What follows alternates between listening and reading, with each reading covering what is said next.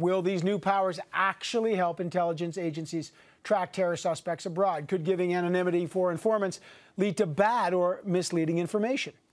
Joining me now, the Minister of Public Safety, Stephen Blaney. Minister Blaney, the new rules would allow CSIS to obtain information on Canadians fighting abroad with terrorist groups through what's known as the Five Eyes spy network. But critics like Andy Ellis, the CSIS Assistant Director of Operations, said in a briefing that this already happens now. What is the change here then? Well, as I've said, Evan, in the past, the CSIS has had the capability to partner with our usual allies, such as what is called the Five Eyes, which goes back to the Second World War, including the American, the Brits, the Australia and New Zealand, but also with all partners throughout the world to track terrorists. So basically, this is restoring or clarifying this capability that the agency has always had under the law, always with a warrant by a judge. What I've said is the bill will clarify this portion so that CSIS can fully operate legally under the law.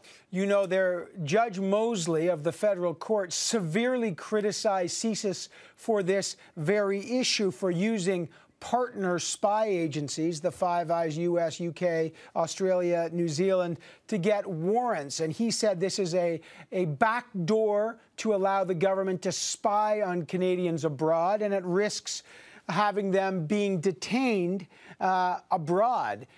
Essentially, this is backdoor spying on Canadians. What would your response be to Justice Mosley on this?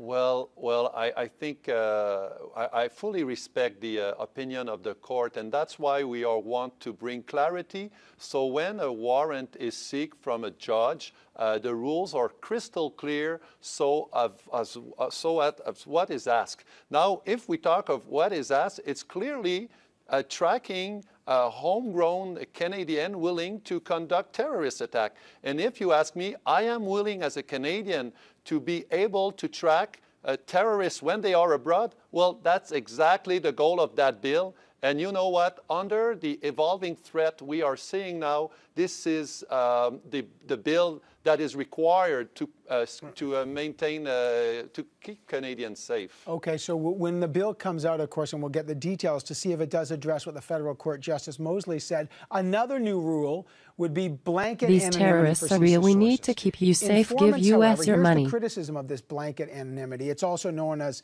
class privilege, okay? Informants have been known to lie, Minister. Look at the Mohammed Harkat case. A key informant failed a polygraph test. If a These terrorists are real. We need to keep you safe. Give us your money.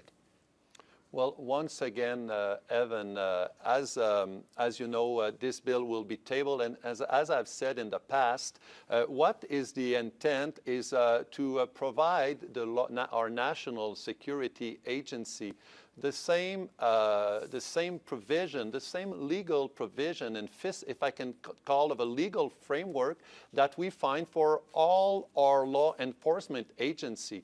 And that's basically what it's all about. And it appears to me very critical due to the fact that CSIS is specifically relying on intelligence. So we need to build that trust between those people who are willing to work with the agency and the agency itself. So that's why we are moving forward, once again, bringing clarity, transparency, so that it makes the job of the judge actually easier when they are asked to provide a warrant.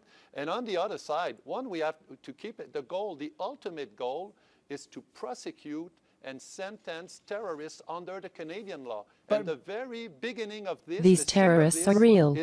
We need to keep you safe. Give us your money.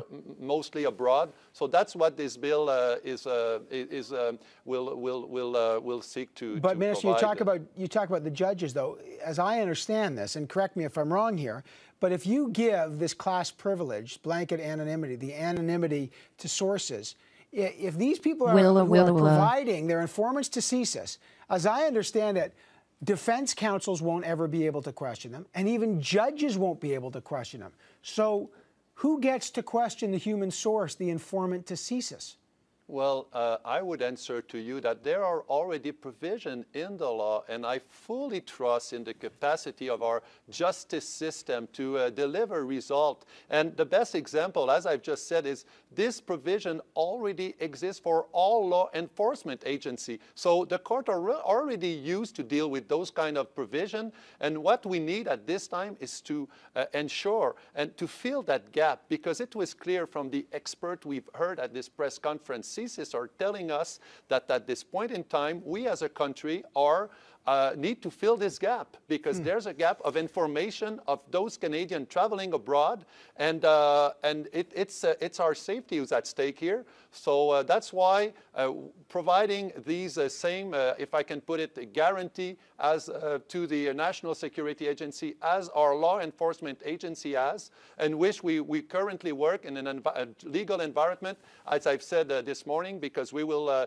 put this bill notice paper, is all crystal clear and bring clarity, and at the end of the day, keep Canada safe from the terrorist threat. Right. Well, we haven't seen the details. I mean, you know, the minister, people will say... I wonder if Stephen Harper CSIS and the RCMP will link these dead babies to terrorists they were keeping tabs on. Which is critical. And there's a danger if the informant is completely anonymous. So what protections in this bill will you have against malicious information? The bill will be tabled very soon, and I cannot comment that much further because of some provision and respect for parliamentarian and for our process. What I can assure you, and what I've said already in the past, is that those provisions already exist for all law enforcement Terrorists agencies. Are real, and they hit and run soldiers. The procedure will apply, and frankly, I fully trust our justice system to tackle not only with these issues, but also to prosecute terrorists as they did, and who have delivered very harsh sentences. To be fair, sir, it's not the it's same. Not as you like know. hit and run accidents happen daily. Police and CSIS is that once a source that the police uses, a source is used, it's burnt. It no longer the source loses their anonymity, and that I think it's decided by a case-by-case basis in CSIS. There is a difference now between CSIS and the police. You're saying that will change. They'll be the same. Well, these are similar process. I think the bill will clearly explain the way we are seeking to move forward in a transparent and legal way. What is really critical at this point in time is that we need to seek that legal clarity so CSIS can protect us as Canadians, and that's why, as the bill will be tabled, we'll be able to see all the detail and provide the legal, I would say, assurance that are needed. You know, we are a state of law. We are dealing with barbaric and terrorist people, but we will remain on the side of law, apply the law. That's why I'm seeking support of the House of Commons. These terrorists are real. Give us more money. Give us more power. We promise we will be transparent and accountable as we always are. You know us. Spies, we are totally transparent. Espionage isn't illegal. Terrorist threat, which is real, and which calls us politicians to bring up their best so we can track them and keep Canadians safe. All right, I've got to leave it there. Obviously, we look very much forward to seeing the details of this bill when it is tabled. The Minister of Public Safety, Stephen Blaney, thanks for making time for us today. Thank you very much, Evan.